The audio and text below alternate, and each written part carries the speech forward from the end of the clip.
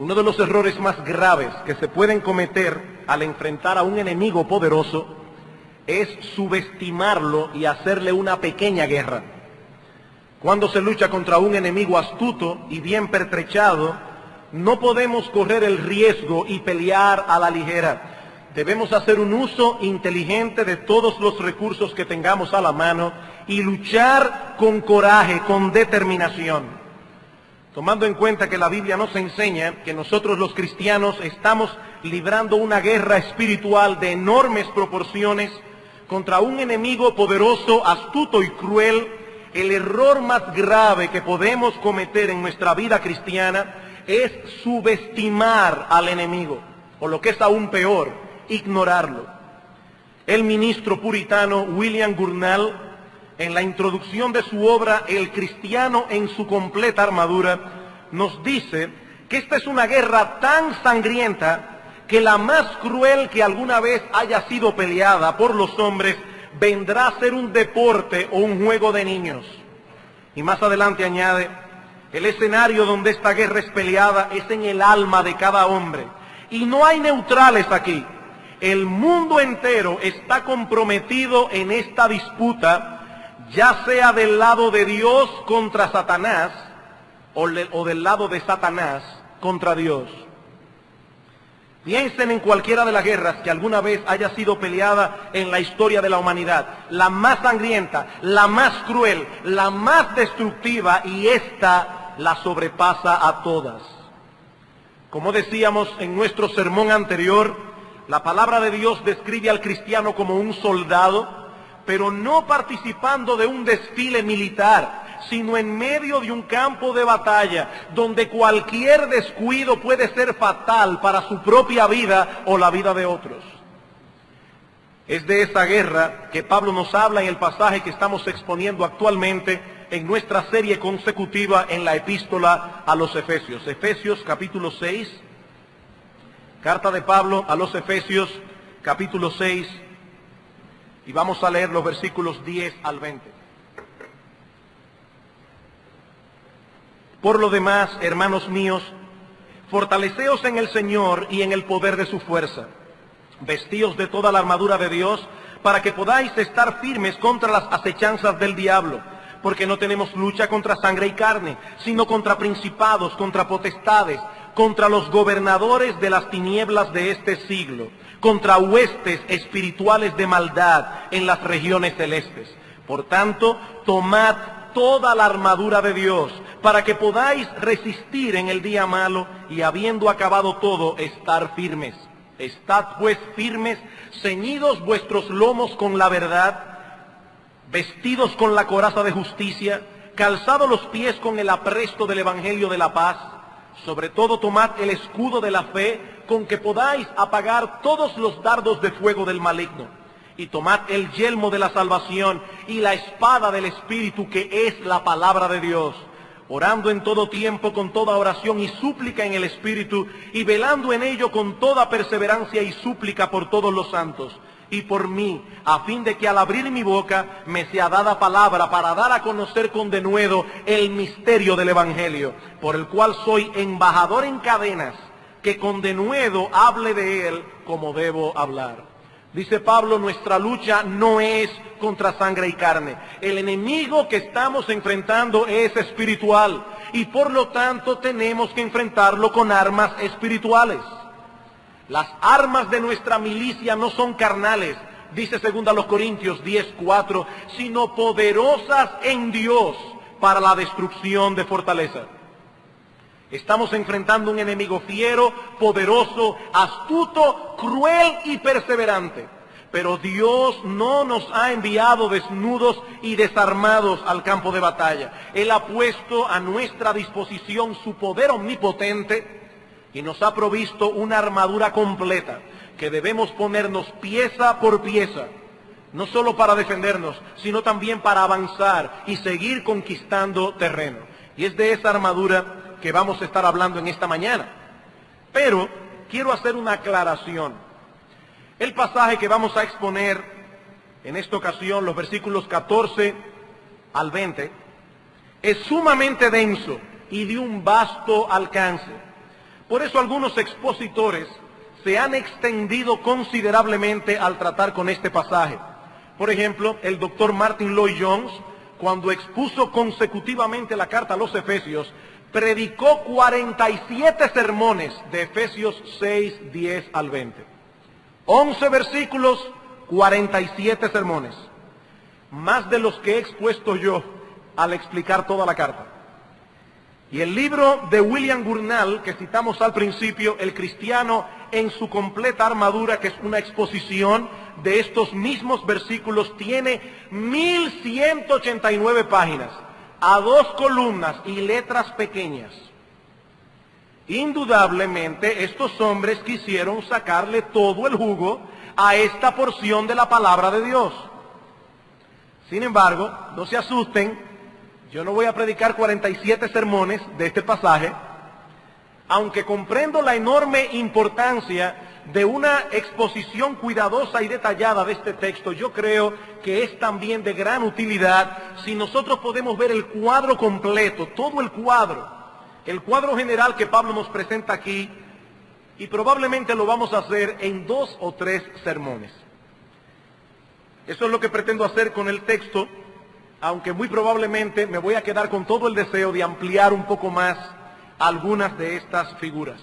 Nuestro pasaje contiene 2 elementos principales: una exhortación en el versículo 14 y una instrucción que abarca todo el resto del pasaje.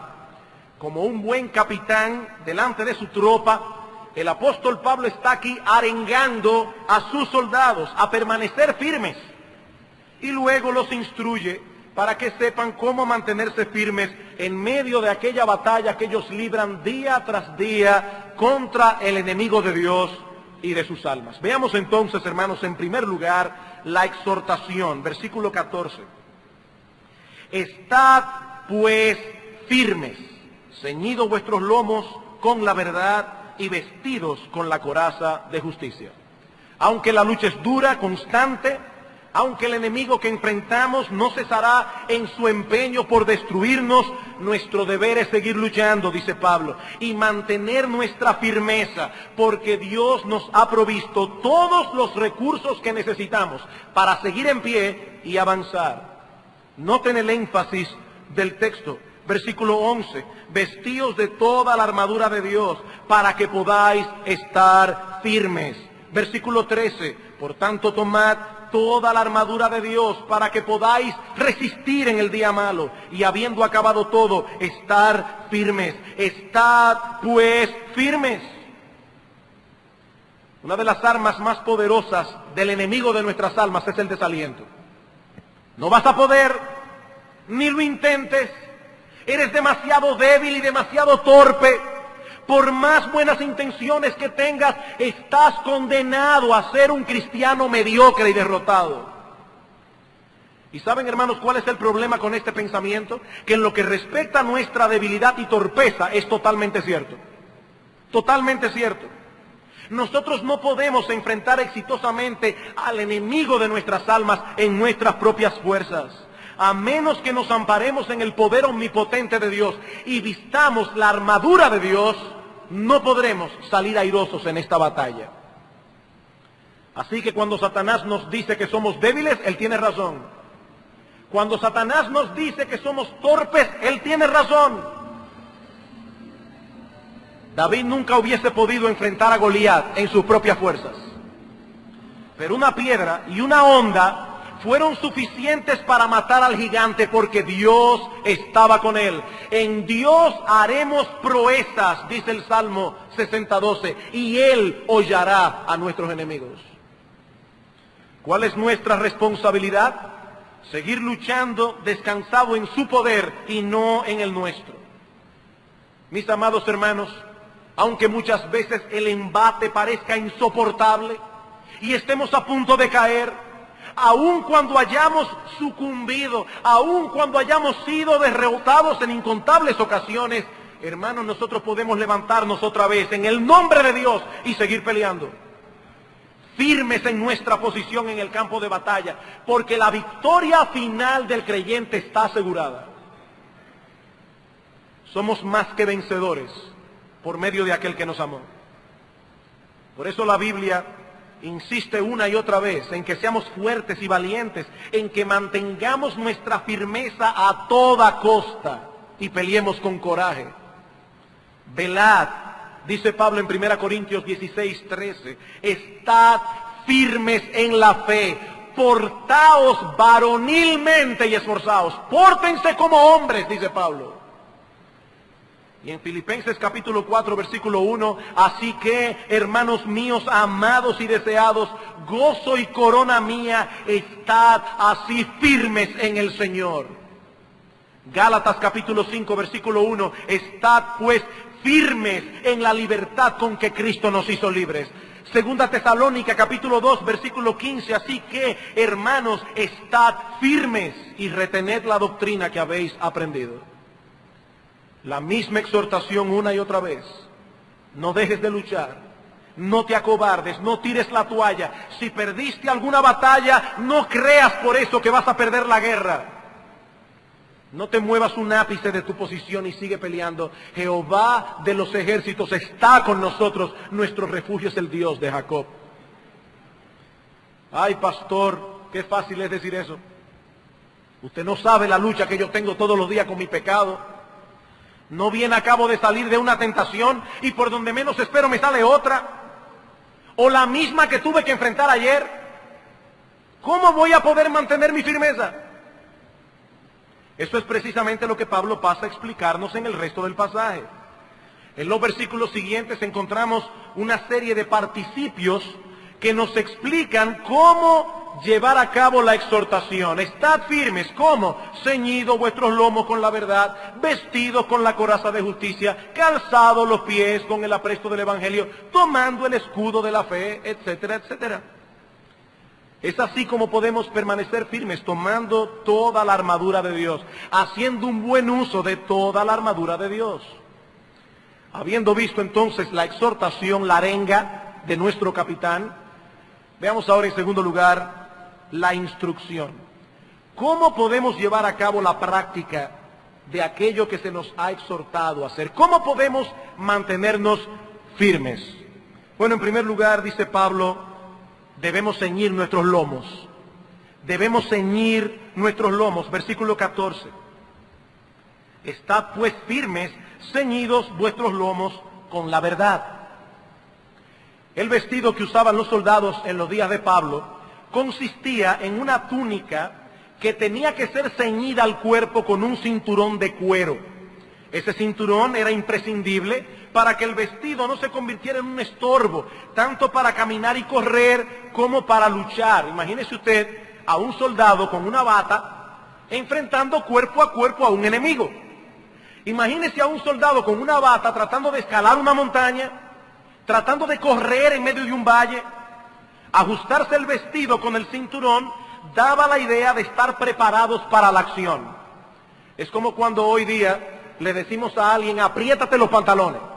Cuando tú le dices a una persona, apriétate los pantalones, lo que tú le estás pidiendo no es que se compre 2 números menos de lo que él calza o que se compre una correa más pequeña.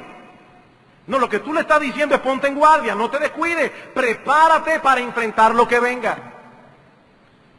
Bueno, los cristianos debemos estar preparados todo el tiempo, con el vestido recogido, listo para la acción. Y el cinturón que deben usar para hacer eso es la verdad. Ceñido vuestros lomos con la verdad. Ahora, en este punto, los comentaristas no se ponen de acuerdo en cuanto a qué se refiere Pablo al hablar de la verdad. Algunos dicen que se refiere al carácter cristiano, a nuestra actitud ante la vida. Estos comentaristas dicen que si queremos luchar bien, debemos desechar la hipocresía, debemos cultivar la sinceridad, ser genuinos, veraces. Si no somos genuinos, no podremos enfrentar eficazmente al enemigo de nuestras almas. Y aunque esto es totalmente cierto, si no estamos genuinamente comprometidos con el Evangelio, no tenemos oportunidad de salir airosos. Otros opinan que Pablo se refiere más bien a renovar nuestra mente con la verdad de Dios revelada en su palabra. Y particularmente yo me inclino a pensar que es en ese sentido que Pablo menciona aquí la verdad. Aunque debo decir que ambas interpretaciones no son mutuamente excluyentes. Una cosa guía a la otra. Es la verdad de Dios atesorada en nuestras mentes, en nuestros corazones, lo que nos permite ser veraces y genuinos. Si comparamos este pasaje con Efesios capítulo 6, versículo 14, con Primera de Pedro capítulo 1, versículo 13, veremos que la palabra lomo puede estarse refiriendo en forma figurada a nuestro entendimiento, a nuestro proceso de pensamiento. Pedro dice en Primera de Pedro 1:13 que debemos ceñir los lomos de nuestro entendimiento. Alguien ha traducido este texto: preparen la mente para pensar. Si queremos luchar bien, debemos pensar bien. Debemos atesorar en nuestras mentes todo el consejo de Dios. Cuando nosotros éramos incrédulos, teníamos el entendimiento entenebrecido y Satanás se aprovechaba de nuestra ignorancia, se aprovechaba de nuestra ceguera espiritual para extraviarnos. Pero ahora la luz de la palabra de Dios nos ha iluminado. Y en la misma medida en que esa luz siga penetrando y despejando las tinieblas, en esa misma medida podremos enfrentar eficazmente al enemigo. En Juan capítulo 8, versículo 31 dice el Señor: si vosotros permaneciereis en mi palabra, seréis verdaderamente mis discípulos y conoceréis la verdad, y la verdad os hará libres. La verdad os hará libres. El ignorante es un esclavo. Es la ignorancia la cadena que el diablo usa para mantener al incrédulo en sus manos. Hermanos, ¿por qué hay tantas personas que oyen el Evangelio y no se convierten al Señor? Porque son ignorantes. ¿Por qué hay tantas personas que prefieren ser esclavos del diablo? Porque son ignorantes. La ignorancia es la cadena que el diablo usa para mantener al impío en esclavitud, pero la verdad nos hace libres, dice el Señor. La verdad de Dios, revelada en su palabra, nos libera de la esclavitud. Es por eso que en la oración sacerdotal nuestro Señor Jesucristo pide al Padre que seamos santificados ¿en qué? En la verdad. Y luego añade: tu palabra es verdad. La mente debe atesorar la verdad de las Escrituras para que pueda luchar eficazmente en contra del pecado. Amados hermanos, las ideas tienen consecuencias. Si van a recordar algo de este sermón, recuerden esto: las ideas tienen consecuencias. Como tú piensas, así vives. Como tú piensas, así vives. Si tu mente atesora ideas equivocadas, actuarás necesariamente en una forma equivocada. Dice en Proverbios capítulo 20, versículo 13, que tal cual es el corazón, el pensamiento en el corazón del hombre, tal es él. Por eso Pablo dice en 1 Corintios capítulo 15, versículo 33, que las malas conversaciones corrompen las buenas costumbres. ¿Por qué? Porque la información corrompida no se queda en nosotros como mera información. Actúa y corrompe. Si no es la verdad de Dios revelada en su palabra lo que está controlando tu proceso de pensamiento, mi hermano, tú serás presa fácil del diablo. Debes conocer la verdad. Debes estar convencido de que es la verdad. Y debes tener el compromiso de vivir conforme a la verdad. Nunca podremos sobreestimar la importancia de que un creyente conozca la palabra de Dios. Mi hermano, es de suprema importancia que como cristiano conozcas las doctrinas bíblicas, escudriñes las Escrituras, asistas regularmente a una iglesia donde haya un compromiso serio de predicar con profundidad y claridad la palabra de Dios. Una de las desgracias del evangelio moderno es que las iglesias, muchas iglesias, se han comprometido en entretener a la gente y no en predicar la palabra de Dios. Eso es una desgracia. Eso es mandar al cristiano al mundo desprovisto de armas para pelear. Debemos conocer todo el consejo de Dios y debemos actuar en consecuencia. Esa es la primera pieza de la armadura que Pablo menciona en nuestro texto. Ese es nuestro punto de partida en la lucha. Sin la verdad de Dios estamos perdidos, completamente perdidos. Como bien señala Lloyd Jones, no solo debemos poseer la verdad, sino ser poseídos por ella. La verdad debe poseernos, la verdad debe controlarnos, la verdad debe gobernarnos. Fue la verdad de Dios el arma que Cristo usó en el desierto para enfrentar a Satanás. Escrito está, escrito está. Cristo no solo sabía lo que estaba escrito, sino que estaba plenamente convencido de que él no podía actuar en otra forma que aquello como estaba escrito. He ahí, mi hermano, la única forma posible de salir airosos en esta guerra.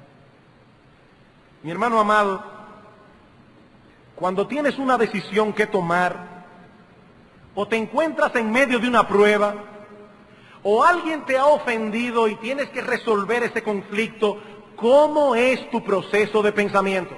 En ese momento, ¿te guías por tu intuición? ¿O por lo que estás sintiendo en el corazón? ¿O por lo que es más cómodo y fácil? ¿O eres gobernado por los principios de la palabra de Dios? ¿Conoces tú la Escritura lo suficiente como para poder analizar todas las cosas bíblicamente? Como para discernir el error y el pecado, aun cuando se presenten en una forma sutil. Yo tengo la convicción de que algunos padres dejan que sus hijos se expongan a muchas cosas que no se deben exponer simplemente porque en tal película no sale una mujer desnuda. Como si lo único malo que el mundo vendiera es la pornografía. Y no se cuidan de la filosofía que esa película transmite. No se cuidan de un montón de ideas que se van a filtrar en la mente de tu hijo. Ideas equivocadas que lo van a llevar a ver la vida en una forma equivocada y que van a llevar a tu hijo a actuar en una forma equivocada. No solamente debemos cuidar a nuestros hijos de que no vean en una pantalla a una mujer desnuda. Hay muchas cosas que son tan peligrosas y a veces más peligrosas porque son más sutiles. La pregunta es, mi hermano, ¿puedes tú discernir la verdad del error? ¿Puedes tú discernir el pecado aun cuando se presente en una forma sutil y encubierta? ¿Está tu mente llena de la verdad de Dios revelada en su palabra? No lo olvides, como piensas, así actúas. Tal cual es el pensamiento en el corazón del hombre, tal es él. A menos que renueves tu entendimiento, dejando que la verdad de Dios penetre profunda y copiosamente en tu proceso de razonamiento, no podrás enfrentar con eficacia al enemigo de tu alma. No podrás. Serás engañado continuamente. Te van a vender gato por liebre, te van a cambiar espejitos por oro todo el tiempo. ¿Con qué limpiará el joven su camino? Con guardar tu palabra. En mi corazón he guardado tus dichos para no pecar contra ti. Debemos ceñir nuestros lomos con la verdad. Pero debemos ponernos también una coraza. Versículo 14. Estad pues firmes, ceñidos vuestros lomos con la verdad y vestidos con la coraza de justicia. Vestidos con la coraza de justicia. La coraza era la pieza más grande de la armadura que usaba el soldado romano, porque era la que le cubría el pecho y le protegía todos los órganos vitales. Pablo nos dice aquí que los cristianos debemos protegernos con una coraza de justicia. Y al igual que con la figura anterior, esta justicia puede ser interpretada de dos maneras distintas. Pablo puede estar hablando de la justificación, es decir, de la justicia que es imputada al creyente por medio de la fe. Pastor, ¿y qué es eso de una justicia imputada? Bueno, es la justicia de Cristo que es puesta en la cuenta del creyente por medio de la fe. Es esa justicia a la que nos hace aceptos delante de Dios, es por esa justicia que somos salvos. Y ciertamente ningún cristiano podrá enfrentar los embates del enemigo si no posee un entendimiento claro de la doctrina de la justificación. Eso lo veremos en un momento. La justificación por la fe es el nervio central del Evangelio. Si nuestro entendimiento de esta doctrina es defectuoso, toda nuestra vida cristiana será defectuosa también. ¿Por qué hay tantos cristianos que viven temerosos de perder la salvación? ¿Por qué hay tantos cristianos que se sienten inseguros si son salvos o no son salvos? Porque no tienen una idea clara de la doctrina bíblica de la justificación.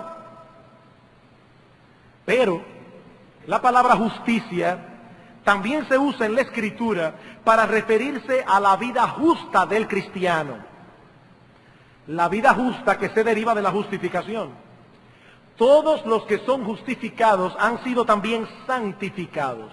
Son capacitados por el Espíritu de Dios para vivir en santidad, para vivir a la altura de lo que somos como cristianos. Y yo pienso particularmente que es a eso que se refiere Pablo en nuestro texto.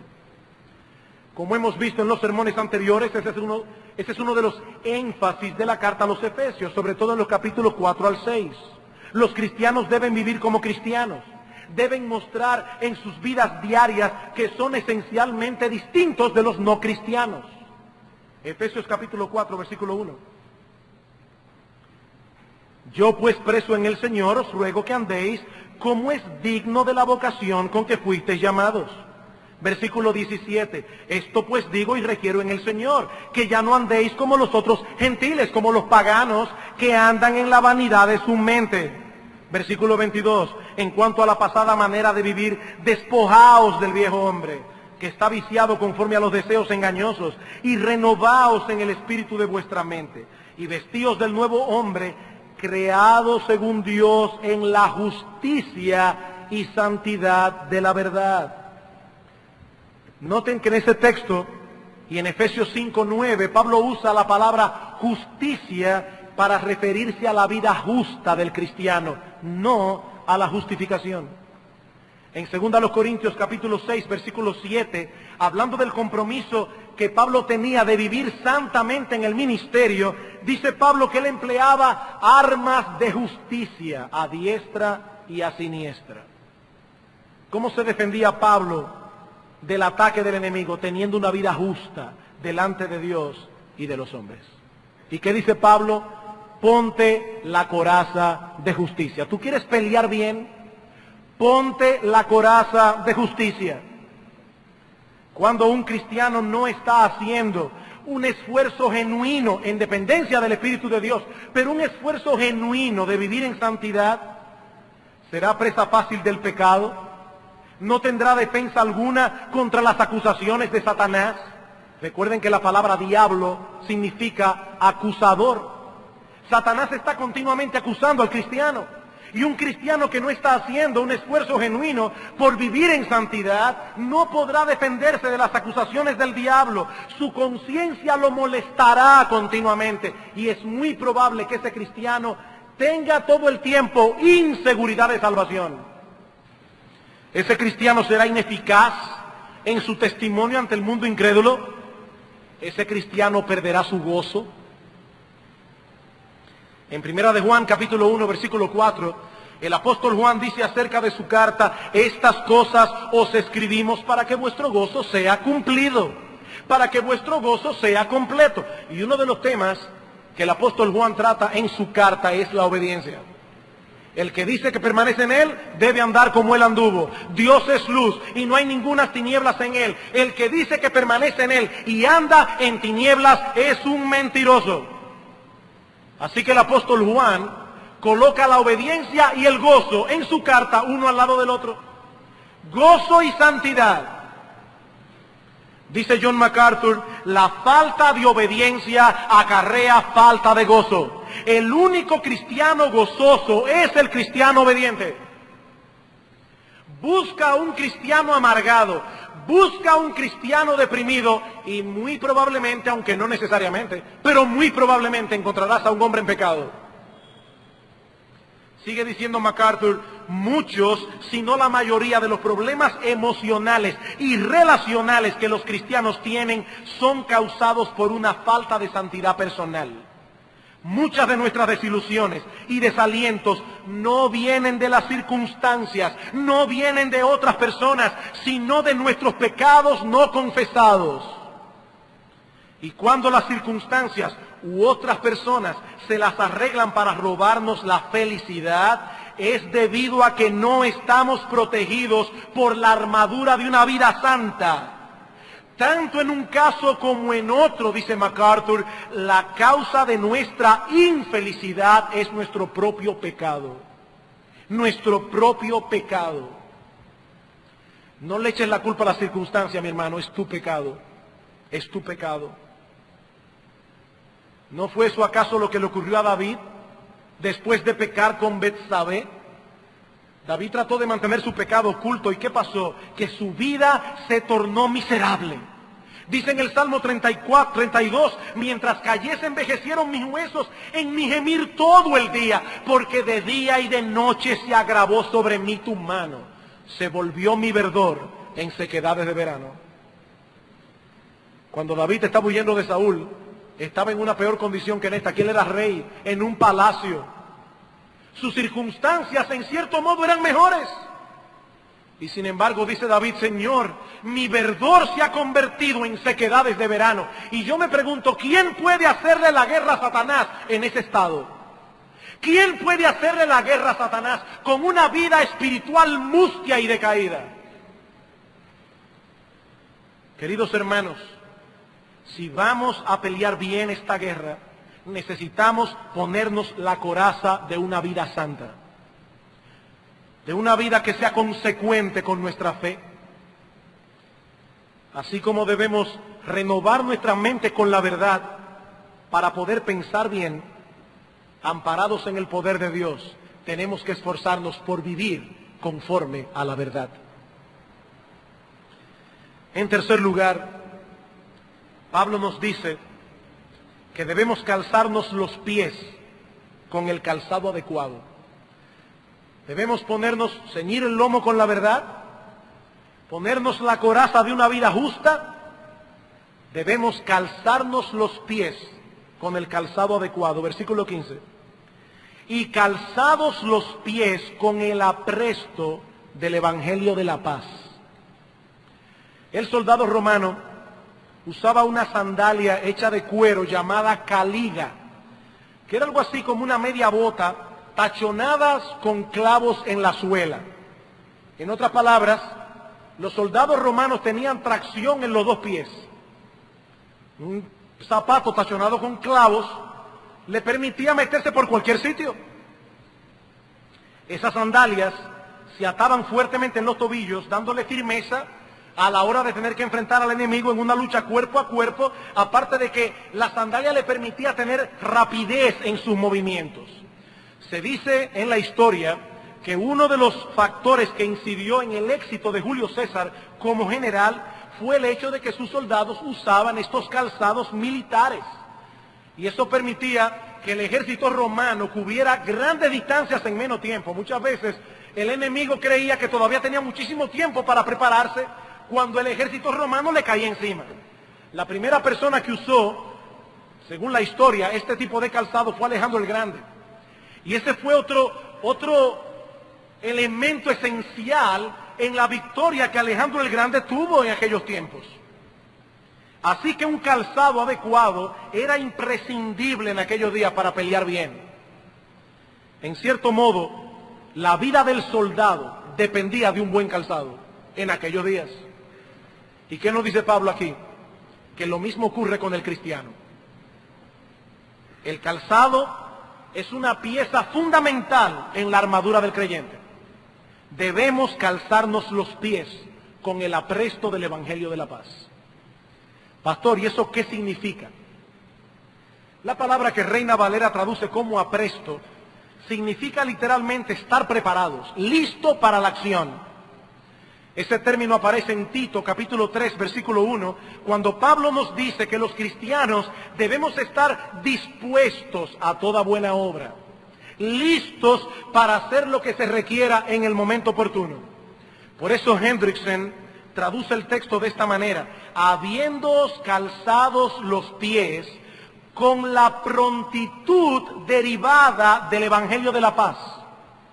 Con la prontitud derivada del Evangelio de la paz.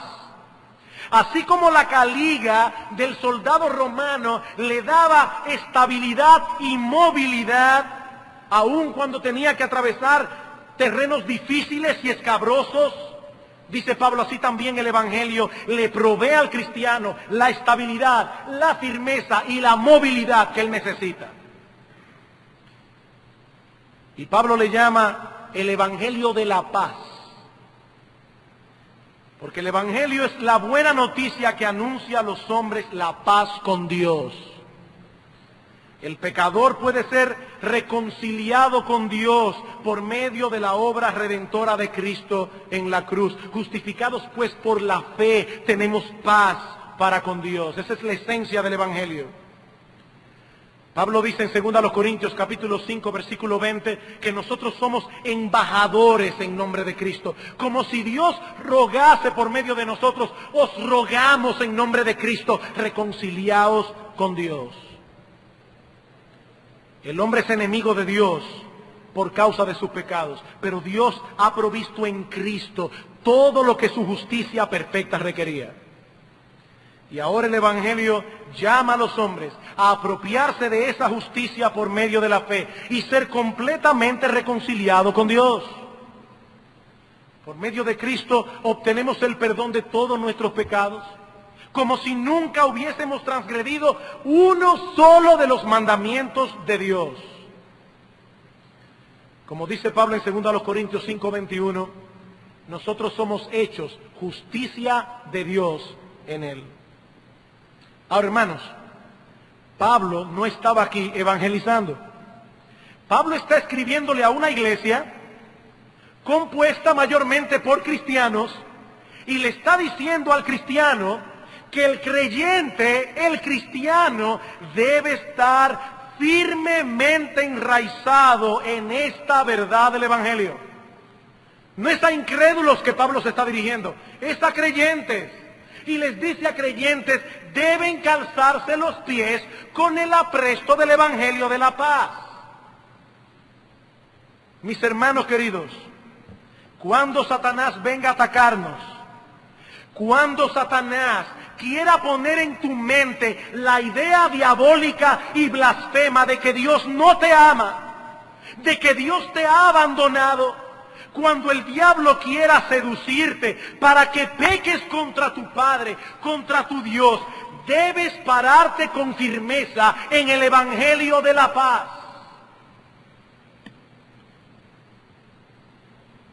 Cuando el diablo comience a susurrar, tú debes contraatacar y decir: no, Dios me ha amado con amor eterno, envió a su Hijo a morir por mí. Antes yo era su enemigo, pero por causa de Cristo, de su justicia perfecta y de su muerte en la cruz, ahora he sido adoptado en la familia de la fe. Y ese Dios que antes era mi juez, ese Dios contra el cual yo estaba enemistado, ese Dios ahora es mi defensor. Eso es calzarse los pies con el apresto del Evangelio de la paz. Amados hermanos, muchos problemas vienen a nuestras vidas como cristianos porque no meditamos tanto como debiéramos en esas verdades sencillas del Evangelio. Verdades sencillas. Hemos sido justificados por la sangre de Cristo. Nuestros pecados han sido perdonados. Dios nos adoptó. Nuestra salvación no depende de que ahora yo haga esto o haga aquello. Mi salvación depende de Jesucristo. El Espíritu Santo mora en mi corazón. Verdades sencillas. Sobre todo cuando estamos atravesando por periodos de aflicción y de tentación. Ahí se olvida todo.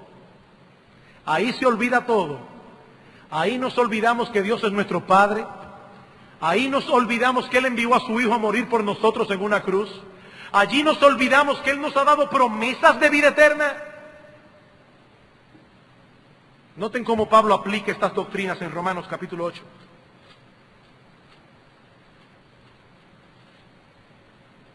Versículo 31.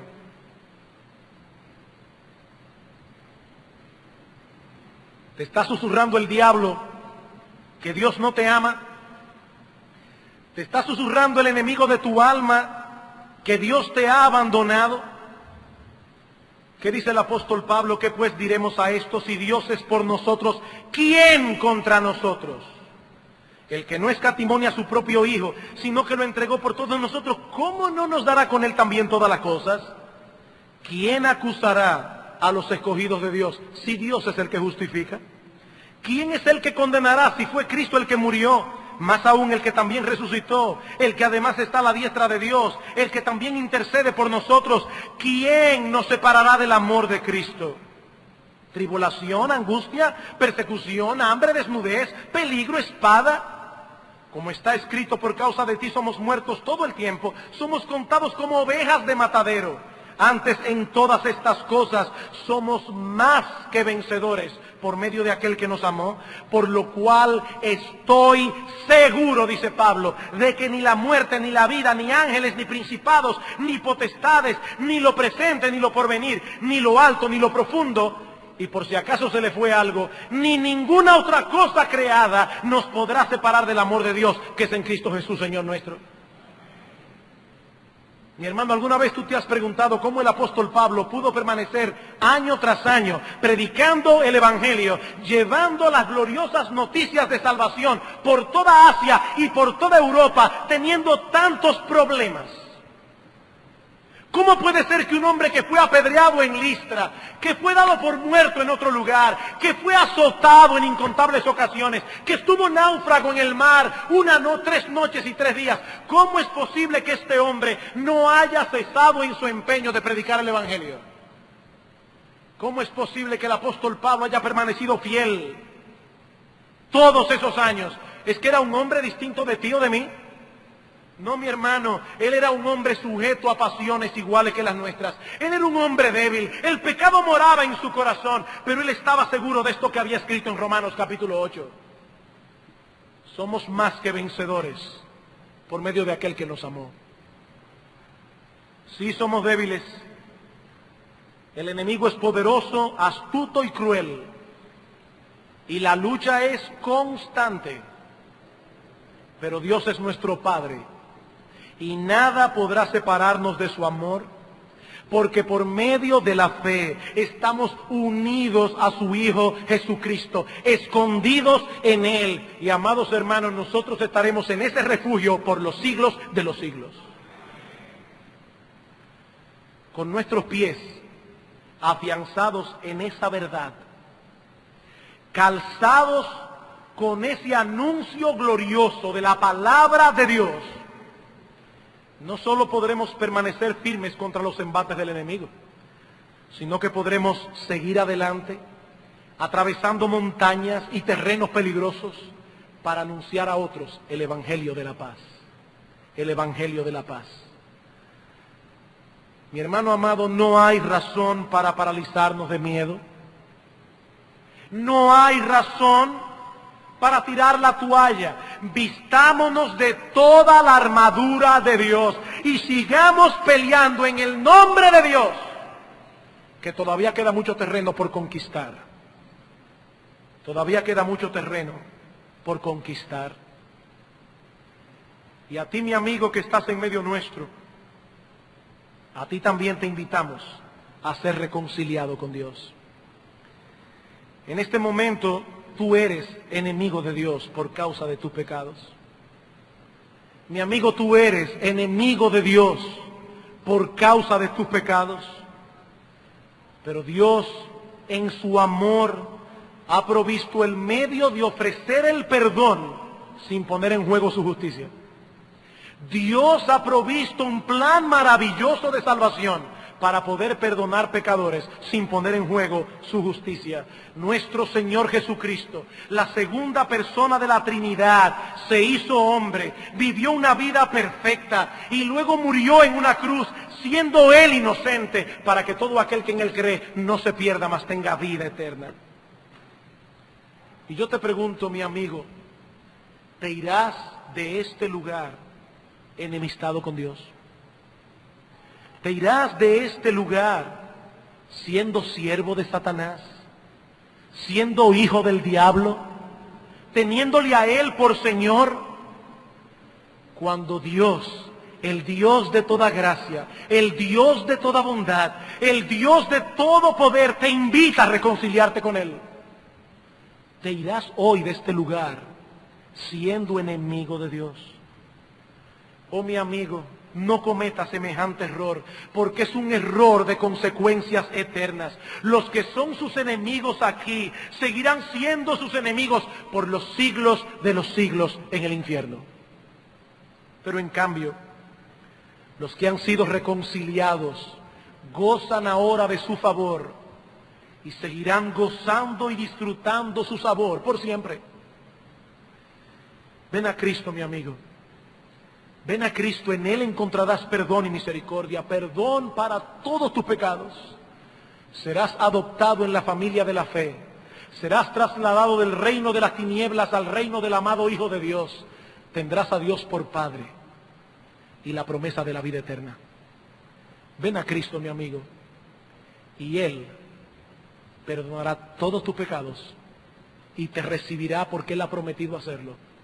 Nadie llegará al día del juicio diciendo: yo toqué la puerta y nadie me abrió, porque dice la Escritura que nadie que venga será echado fuera.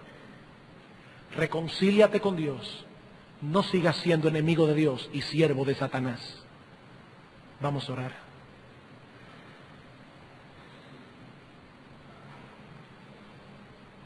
Amantísimo Padre que estás en el reino de los cielos, gracias por tu bendita palabra. Gracias por el glorioso evangelio de Jesucristo. Gracias, oh Señor, porque en Él somos más que vencedores.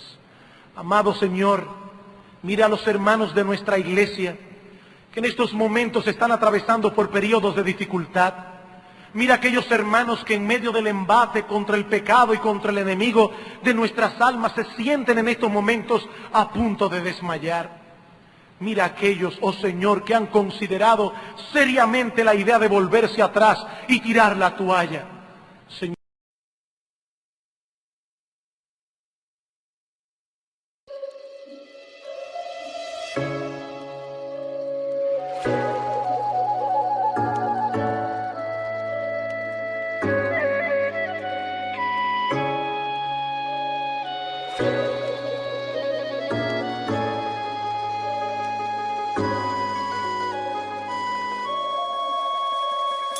hãy cho ta mong cầu để ngày sau ta gặp nhau, trao cho ta miếng trầu, trao hết tình duyên này. Lang thang không bên đời, một ngày mưa rông vội rơi. Ta như con thuyền đang trôi vơi, buông lơi một chút nữa vời, giọt sương rơi nơi làn đời. Trong đêm nay mờ mây khói, chìm vào một giấc chiêm bao, mệt không say bằng câu đưa tình, gạt từng giọt nước mắt hối hẹn, hoài chờ người đứng bên hiên ngang. Hương em mây hồn thang ngát, tan mê man vào chốn này, em như mây vội trôi mất, kể tấm thân ta vẫn còn đây. Trong nhân gian nhìn ai thấu, mong sao duyên mình không cạn, mang theo bao điều lưu luyến.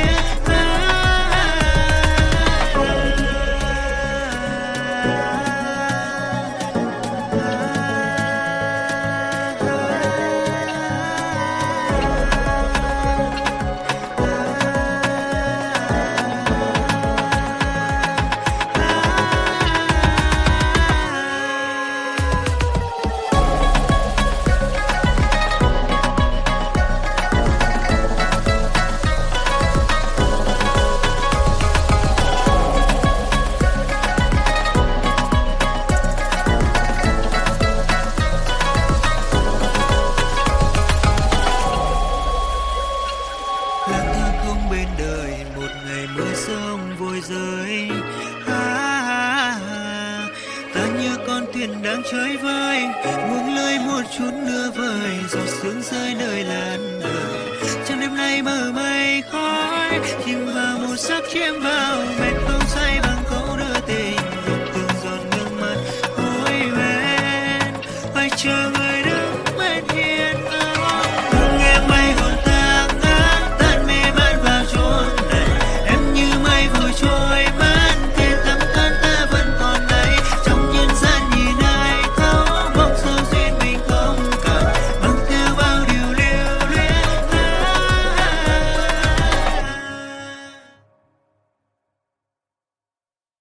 Señor, nosotros queremos suplicarte que tú apliques con poder en sus almas la palabra que fue predicada en esta mañana. Aliéntanos, oh Dios. Pero mira a aquellos que están cautivos de Satanás. Mira a aquellos de quienes Satanás se aprovecha porque son ignorantes. Oh Señor, usa la luz de tu palabra y libértalos. Señor, que la verdad los haga libres. Oh Dios, rompe las cadenas del pecado, rompe las cadenas de la esclavitud. Y a muchos que están en medio nuestro, libértalos y adóptalos en la familia de la fe. Señor, obra por medio de tu palabra, para la gloria de nuestro Señor Jesucristo, nuestro gran Dios y Salvador, en cuyo nombre pedimos todas estas cosas. Amén.